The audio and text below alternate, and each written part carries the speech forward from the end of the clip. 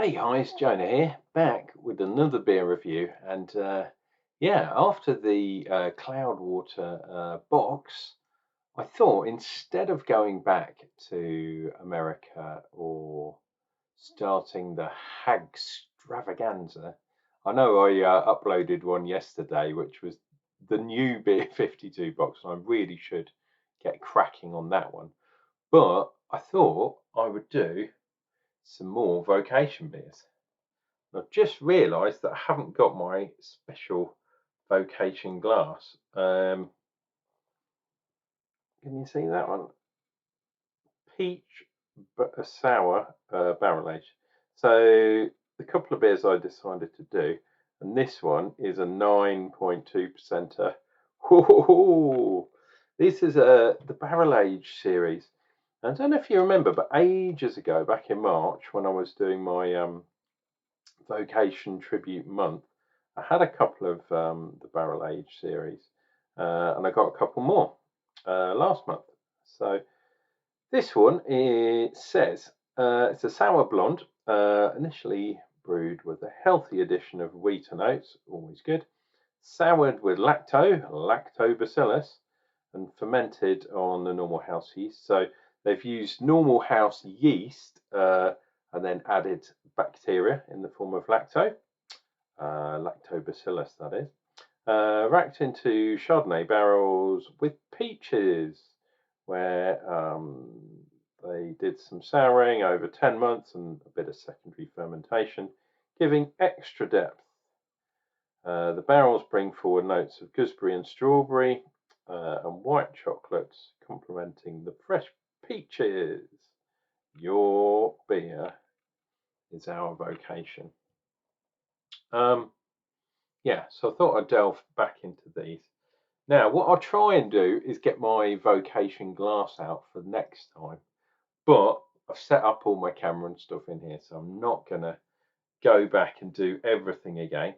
So, I'm going to use the Lady Venus. Oh, I love it. It's even got the V on the top. The Lady Venus to open this bad boy. Oh, and we have a nice. Oh, you can just see the smoke there. That's kind of cool.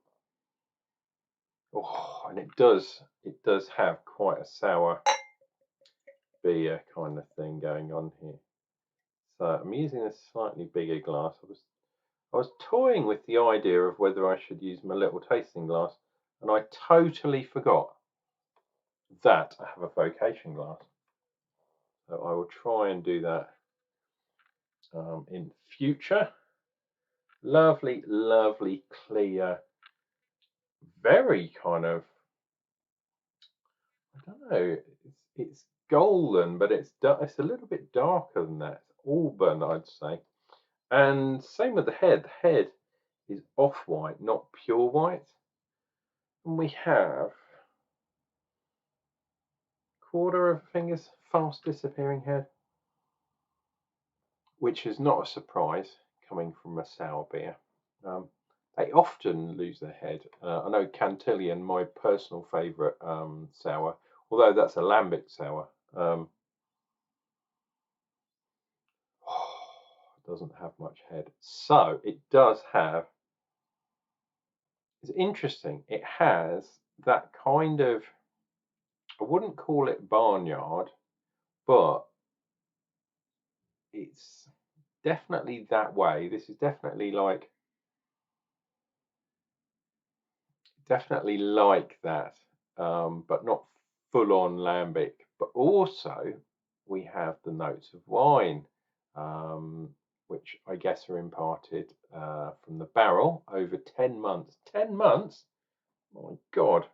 And because I'm thrifty, as you well know, because of my Scottish heritage, it doesn't actually say when the sell by date is, unless it's on the bottom. Nope, doesn't say. But these were on offer, should I say, so I got a discount. So maybe they're a tiny bit short dated. But hey, with a 10-month-old barrel aged beer anyway, a couple of extra months in the bottle. Wow, I haven't even had any of this lovely beer yet. Right, let's dive in. 9.2%. It's been a while since I've had a pretty strong beer.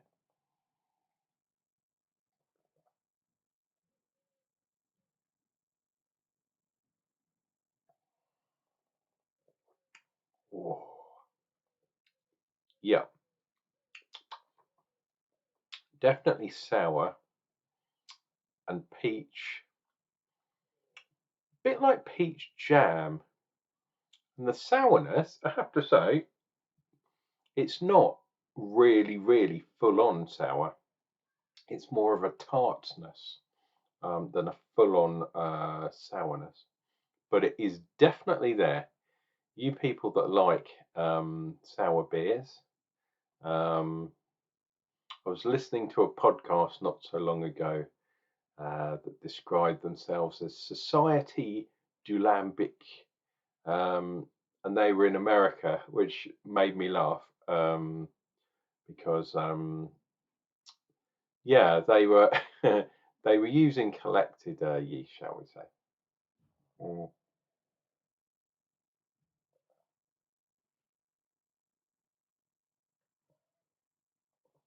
Oh, that has.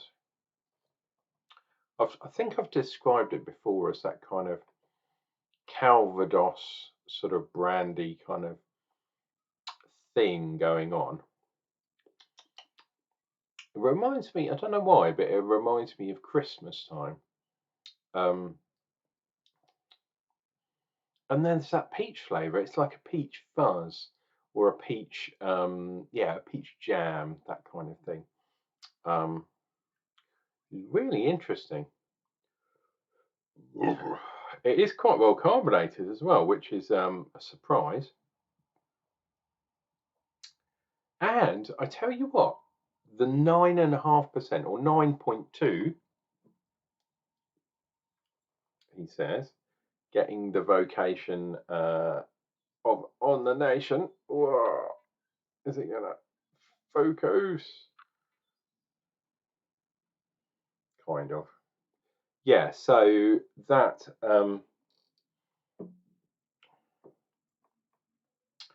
yeah, that alcohol is very well hidden. I think I described it a few videos ago that when you're in a pub in the wintertime and you come out and you can, it's hard to explain, but you can kind of taste the alcoholic vapor on your breath. You know, when you go outside and you go, oh, and then the steam comes out on a cold evening. That's usually what I describe as heat. And it is there, but it's not 9.2% there. I was getting it the other day off a beer that was, I think it was about 6%, 9.2%. I'm not getting it so much. Little bit of residual sweetness there, but maybe that's just to balance out the tartness and the sourness of this beer. But it does kind of coat your lips a little bit with that kind of peach jam, which is really nice.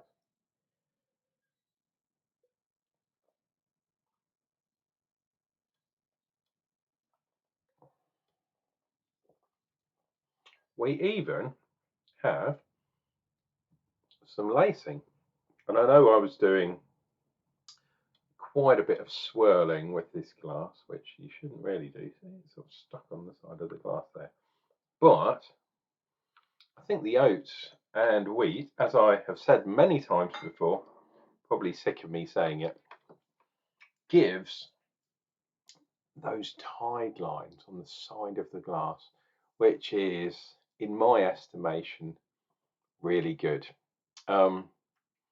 Being a whiskey drinker as well, you can sometimes gauge, it's not tide lines, but you can gauge where the whiskies touch the side of the glass, which is a nice thing, especially when you add a drop of water or an ice cube to your whiskey.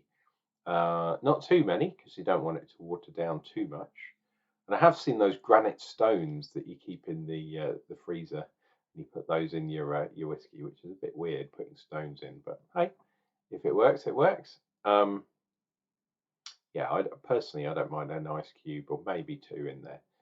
Any more is too much. But I've seen people drop a little spoonful of whiskey in, a spoonful of water into their whiskey.